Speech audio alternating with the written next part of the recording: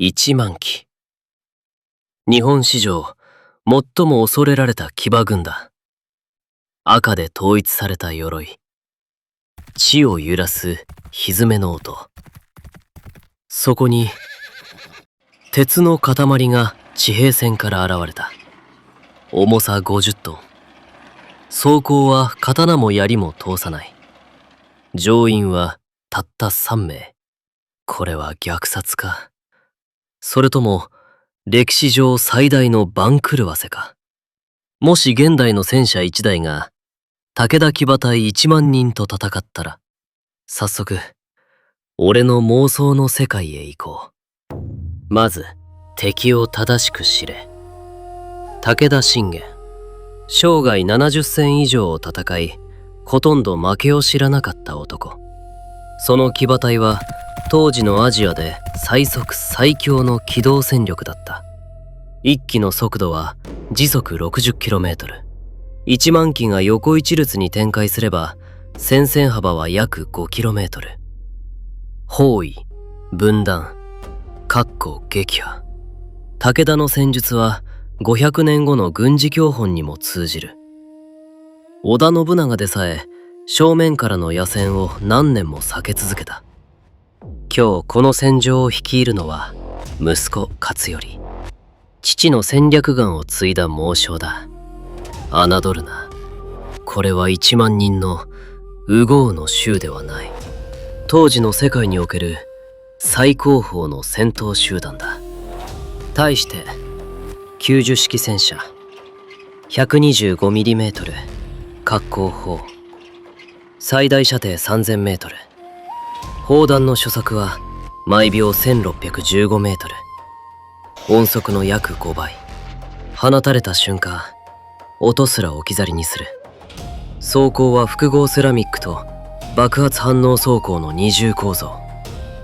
刀も槍も矢もゴミ同然だ。エンジン出力1500馬力。時速 70km で走りながら射撃できる。乗員はわずか3名。そして弾薬は40発。これが今日の命綱の全てだ。条件を設定しよう。ルール1、補給は一切なし。燃料は満タンの580リットル。弾薬は40発。これで全てだ。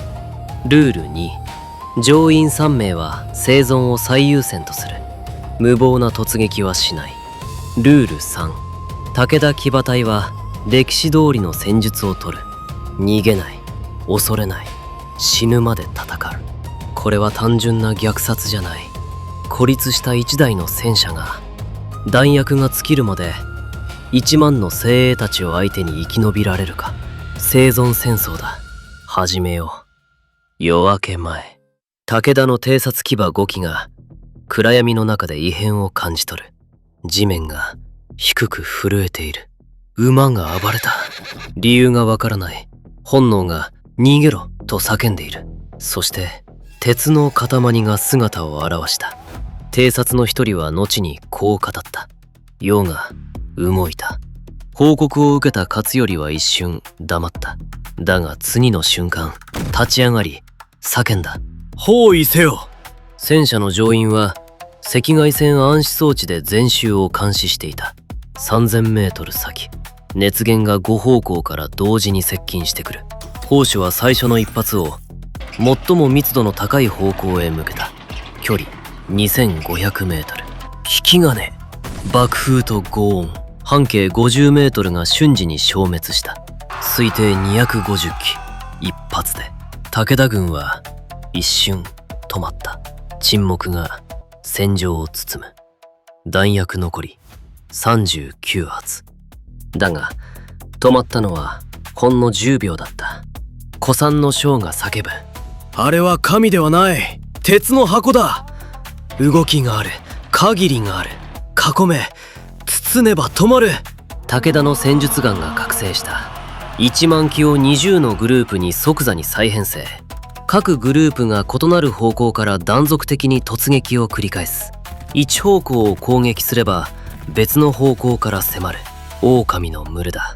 戦車の砲塔は360度回転できる。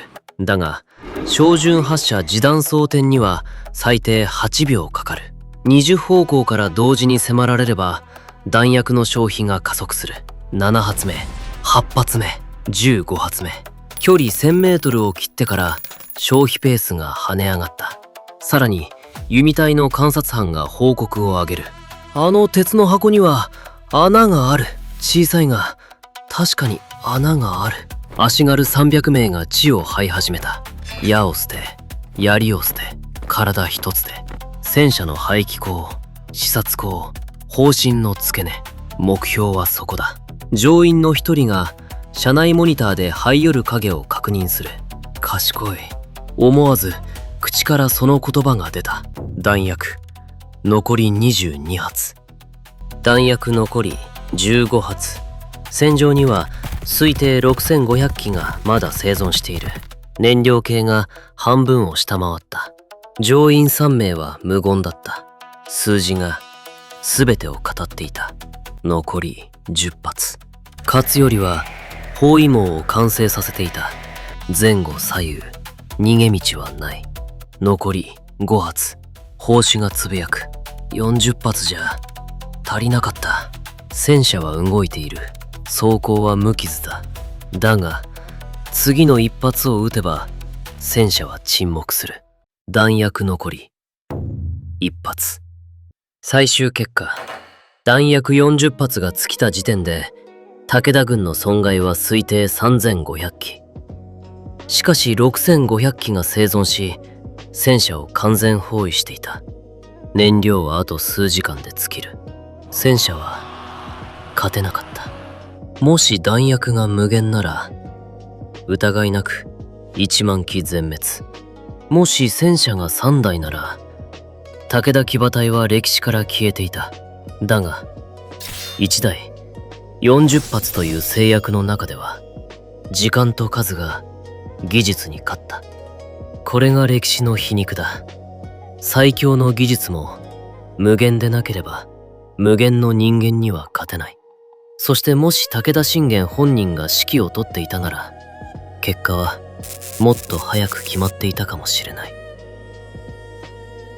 これが深夜に頭から離れなかった俺の妄想の答えだ。一つだけ聞かせてくれ。もし戦車の弾薬が40発ではなく100発あったらそれでも武田は勝てたと思うか。100発あっても武田が勝つか、100発なら戦車には勝てないか。コメントで教えてくれ。もし楽しんでくれたなら高評価とチャンネル登録頼め。それだけで俺の深夜の妄想は続けられる。次回も俺の妄想に付き合ってくれ。